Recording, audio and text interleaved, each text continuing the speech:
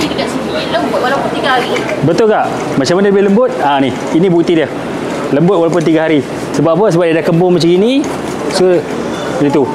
Kalau kita kejut-kejut macam ni pun, dia tetap tak boleh. Dia takkan pecah lain.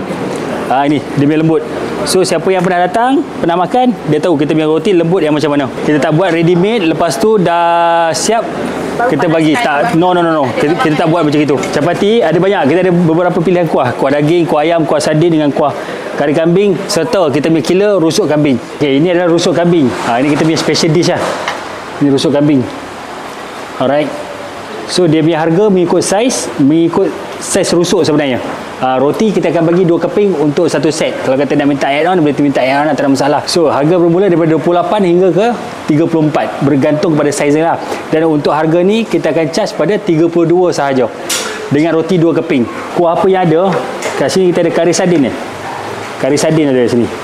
Sardin yang kita tumis semula kuahnya. Kita ada kari ayam, ada taik, ada peha ada. Tapi kalau ayam ni sinonim dia drumstick lah.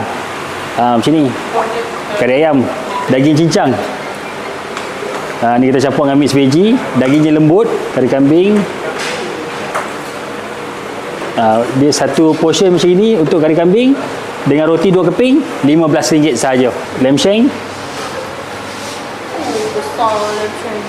Macam ni. Ini masak kuzi. Ada peminat-peminat kuzi ya. Ini peminat-peminat kuzi, lamb shank kuzi. Chapati Hollywood. Chapati Hollywood ni kita letak telur. Dia ada inti dia.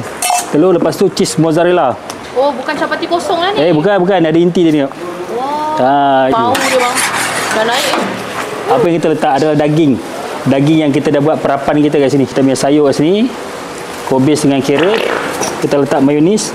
Dan kita potong dia. Lepas tu dia punya salad. Ini dia punya sos. Sos hijau.